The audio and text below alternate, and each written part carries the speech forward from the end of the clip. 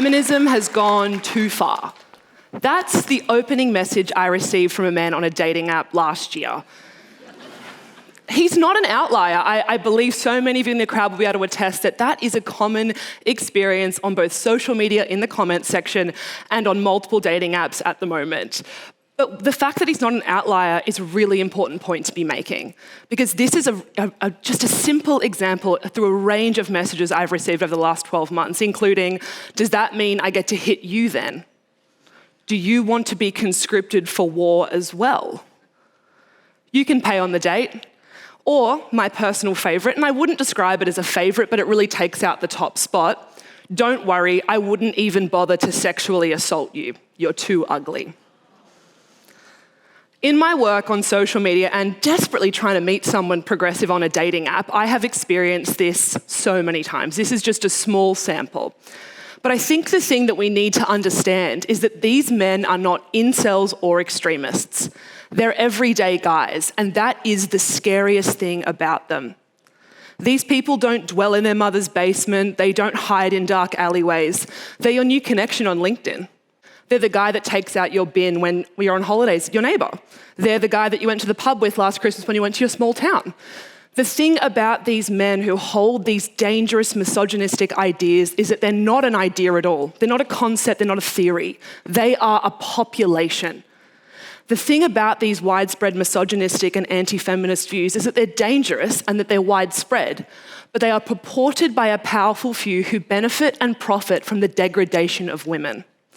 What we need to understand is that feminism has been framed as a women's issue and an issue for minorities to solve. And it's not that. That's a falsehood.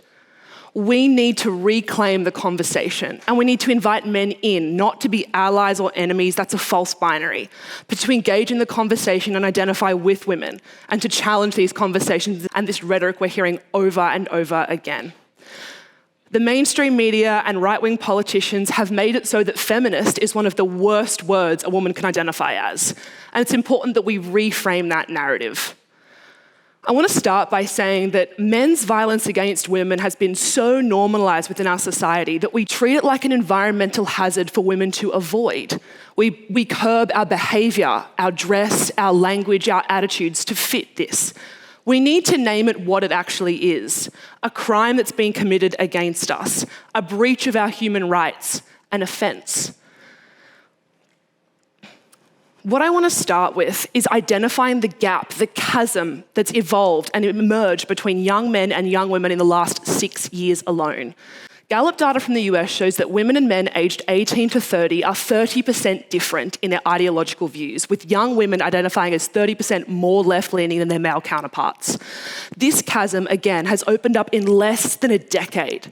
And this isn't just something that's occurring in the US, it's something that's globally happening in Tunisia, China, South Korea, the UK, and Germany. Studies similar to this with varying results have all shown that a gap is emerging between young people.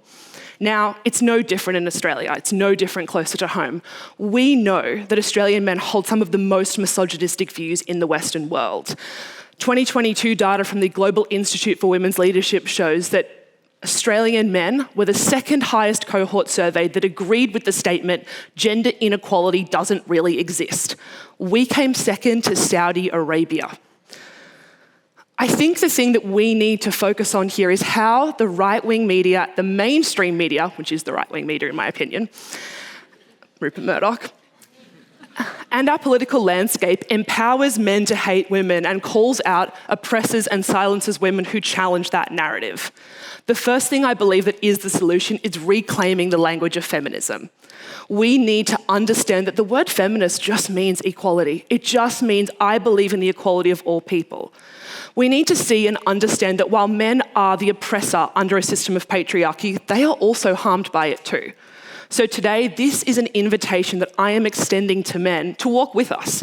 You are not an ally or an enemy. You are part of this movement and you are welcome in it. The thing I want to remind us of is that often men use mental health crises and violence committed against men as a rebuttal to feminism. But the thing I want us to remember is while men are the biggest perpetrators of violence, they are the most likely to be a victim of it. Men in a UK study were found to be 230 times more likely to be raped than to be falsely accused of rape. But what does the media have you believe is the biggest threat to you right now? This is a conversation we must be having, and we need to get comfortable identifying under the word feminist, because if you don't align with that word, that means that you believe in a hierarchy of humanity. So it's incredibly important that we question that when someone is willing to distance, to isolate, or exclude themselves from that label. What does that mean you believe if you're not a feminist? The second thing that I believe is incredibly important to discuss is what the role of men in the feminist movement is. I think a lot of the time men see it as holding up a sign at a protest or sharing a photo on International Women's Day. But from my perspective and where I stand, that's not the biggest issue. What I want to say to men today, warmly and welcoming, is how do you show up in your life when no women are around to gratify you for your behaviour? What I mean by that is, when a rape joke is made in your group chat, when your friend shows a nude of his partner to you, what do you say to him? When a male friend of yours comes to you with a mental health crisis, how do you respond and how do you support them?